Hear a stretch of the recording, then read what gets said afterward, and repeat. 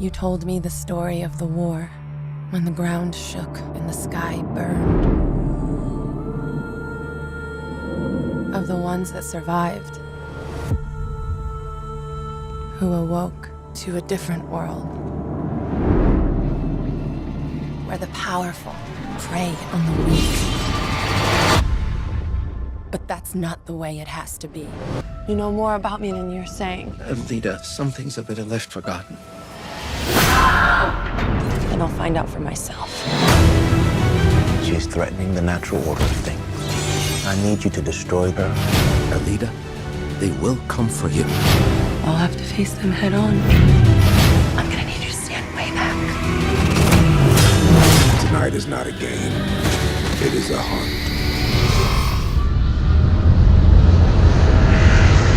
Welcome to New Zealand, best known for Peter Jackson, Lord of the Rings, Hobbiton, Mount Victoria, the kiwi, the bird, not the fruit, sheep, Once Were Warriors, rugby, and of late, the home of one of the best digital studios working in Hollywood.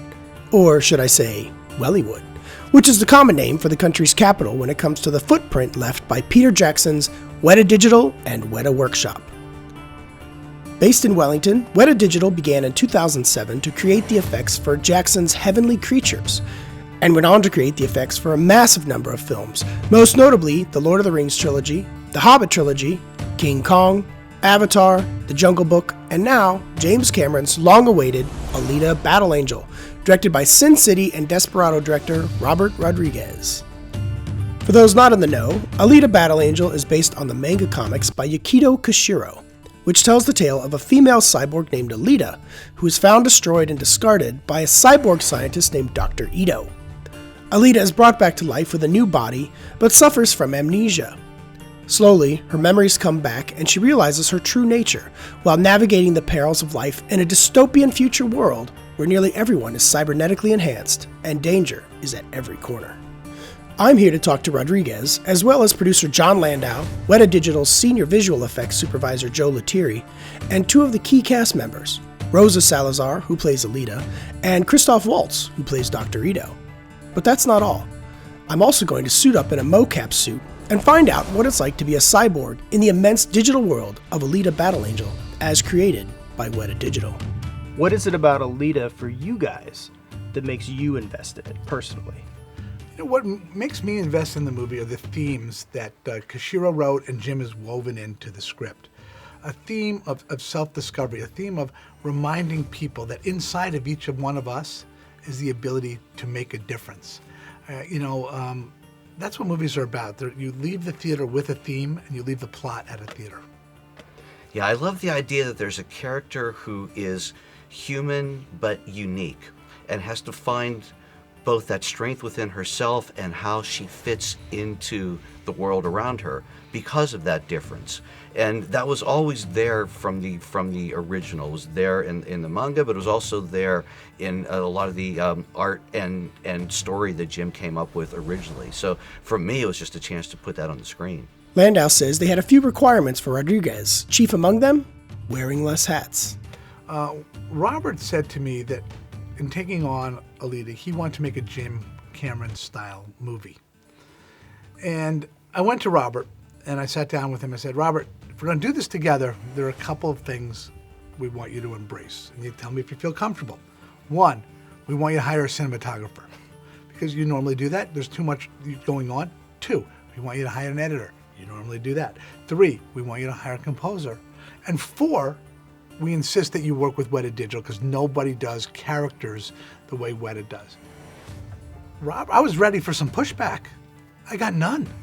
He was ready for a break. He was ready because he understood what he was going into was new territory for him, that he had not been down this path, and he wanted the support that he's never had before.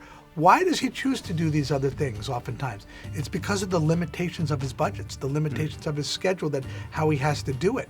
He embraced that. He embraced the Avatar team of artists coming on board to work with his troublemakers, to elevate what we were getting from a design standpoint, all of that. Casting Rosa Salazar as Alita is no small detail, and Landau says she was born for the role. Well, Rosa knocked us out of the park in her first audition she did. but we still didn't commit to her. We still continued to search. And then we did what I call an old-fashioned screen test on a soundstage, real cameras, Rosa, 2 different actresses in the same day, and stood them up side by side across 6 scenes in the movie.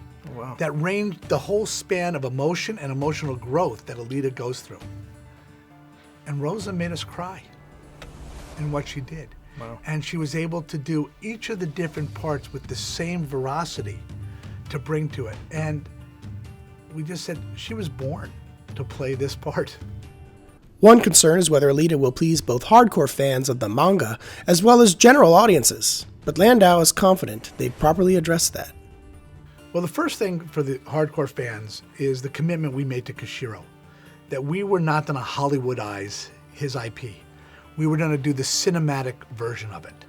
That's the way to please those fans. How do we get new audience? By a Jim Cameron script, by Jim Cameron's style, story, and characters that Robert has come in and nailed from a directing perspective. So we're giving the fans what they want, and we're giving traditional movie audiences a character they can relate to in an extraordinary world. You go in there, you race, you win, you come back right here. And you wear all of these pads. Remember, if you wreck this body, I can't fix it. Yes, I know. I also sat down with Rosa Salazar and Christoph Waltz and had the chance to pick their brains on Alita, specifically what they thought Rodriguez brought to the table as a director. He brings his entire career of making films from a grassroots beginning, knowing every single thing about the technology we were using, someone who on the day would be like, I have to restrain myself from touching the camera. He's someone who has done everything, who is used to doing everything on his films, who has such an education, who is intensely capable and incredibly intelligent, but who also hasn't lost that joy for filmmaking and the creative spark. He still has that childlike joy. He still has that childlike excitement when it comes to making films, and it's infectious. And Christoph, you've worked with so many great directors. What is it like for you working with Robert? That may be different from some of them, or something that you picked up on that says, well, they're this all is different great. from each other, of course. Otherwise, we'd only see one movie.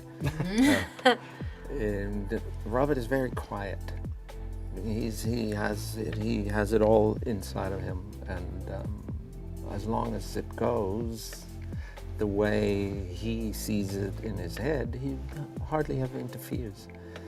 He's, a real director. He's not a coach. For Salazar, there was no apprehension in taking on the role of Alita. She says that she was more than ready for the challenge. The pressure, I never felt that. These are all things that really get me going. Those are all things that excite me. The responsibility of carrying something. I'm not doing it by myself. Right. But what excited me about the project is obvious. It's working with Robert. It's working with a script that was written by Jim. It's working with John Landau, one of the greatest producers to ever produce. It's the cast that is, there's no better supporting cast. We're all doing it together. I think you should ask that question to WETA. WETA, they have a tremendous responsibility to make Alita work, as you said. We all did, but it didn't feel like, this is, oh no, it felt like, okay, I'm ready for this, I like this, I want to do this, I like to work, I like hard work, I like it. That's what made me say yes, I like what I do. And now it was my turn to see what Salazar went through for the duration of the production. And it was certainly a process I won't soon forget. All right, so I'm extremely comfortable right now. That's a lie. I am in a mocap suit.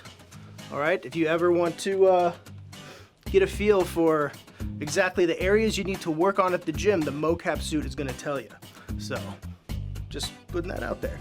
So So if you want to find out those tips and tricks, come and join me now. We're gonna go and get turned into a cyborg.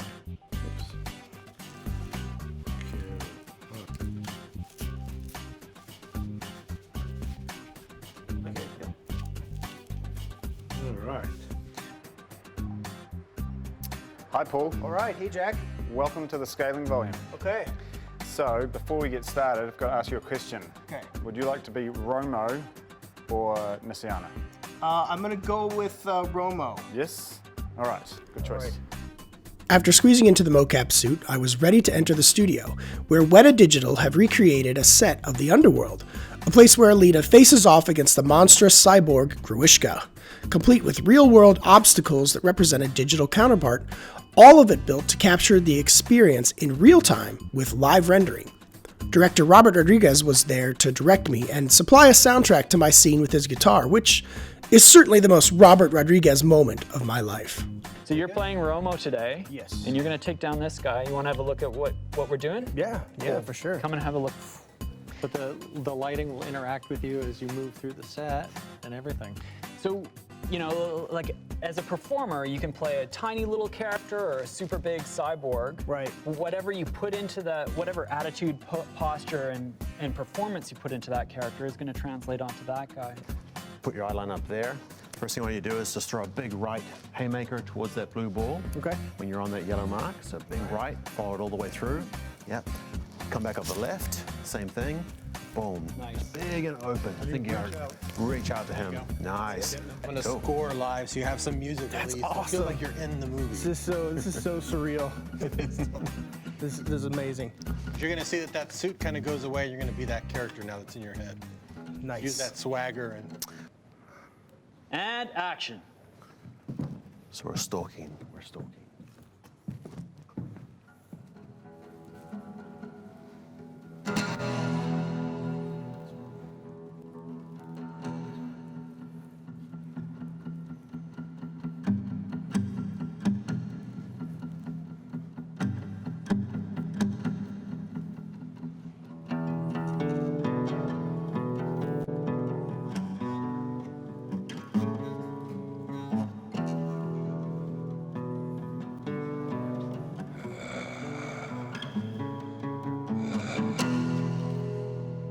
Paul, welcome to my lair.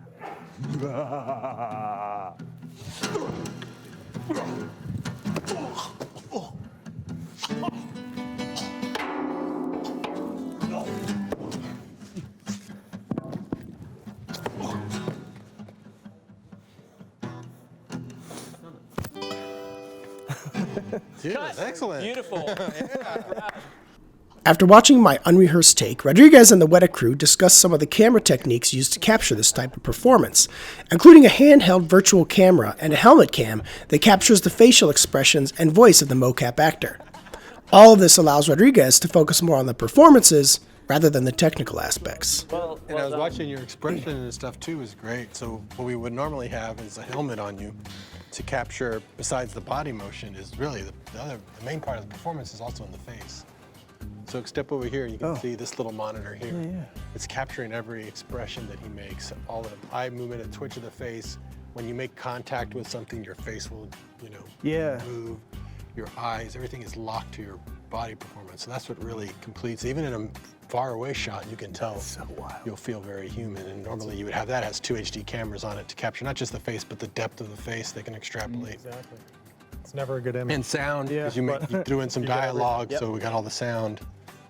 So we have a really good look at that detail, and your physicality is so linked to how you're feeling, sad, happy, whatever, and all that performance is really important to capture all at the same time. Yeah, that's so amazing. You just saw like the camera that's shooting you that you were just looking at is this virtual camera. Just floating around getting a master shot. Yeah. You can go anywhere.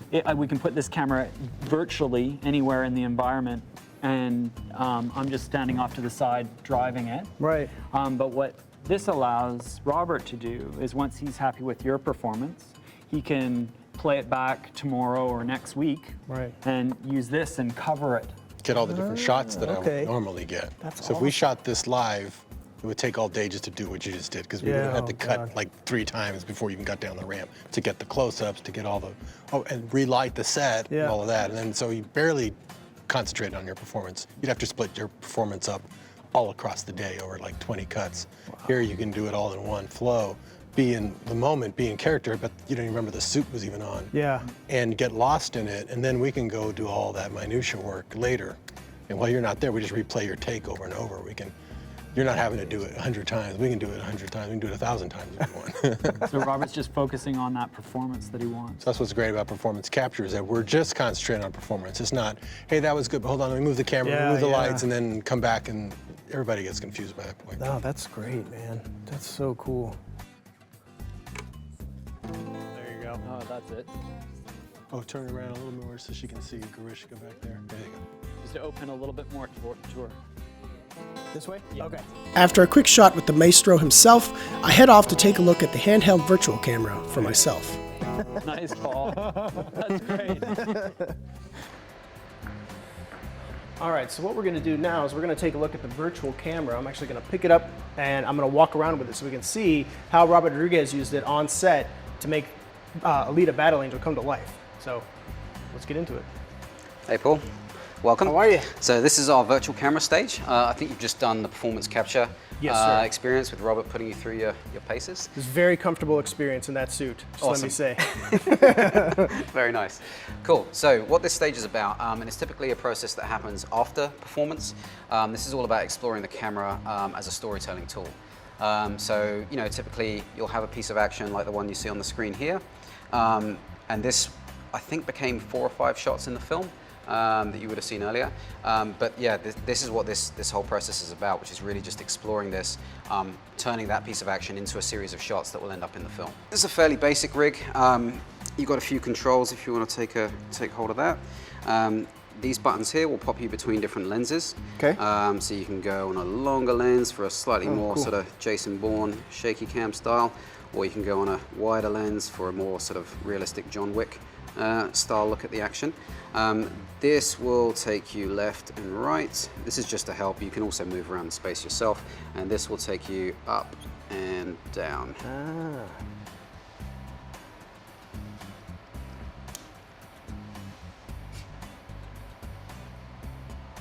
And so this just loops, right? So the footage is just looping and then Yeah, so and this I'm is, just like playing around with it as they go through this. This is performance capture that's already been right. cleaned up. That's basically, it's like you say, it's just looping, and this is really just about exploring cameras on it.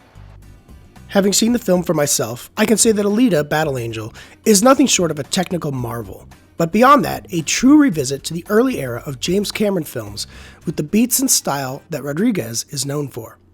Regardless of how it fares at the box office, WETA Digital has put their heart and soul into the film and, as demonstrated here, evolved the way we make films another step further. It's now up to you to decide if it's a trip worth taking. Personally, I hope we see her return to the big screen many times over, and Landau says that Cameron certainly began with that in mind. You know, I think Jim, when he was writing the script originally, saw the potential for additional stories. And he worked out a character arc of her character across additional movies. Why? Not because he had the hubris that we'd be making those movies, but by defining where it might go, it helped him define where her character was in the first movie. To give that a foundation that is plausible, because he needs that. Robert needed that, and Robert embraced that in making the movie. However, Christoph Waltz cautions that we shouldn't be too quick to jump into that boat. Let that happen first. Let's talk about it after. And that's a wrap from Wellington, or should I say Wellywood. But before I go, no trip to New Zealand is complete without those gorgeous mountains, roaming sheep, and wind that will knock you on your ass. Boomrock, take it away. I'm Paul Shirey with JoBlo.com.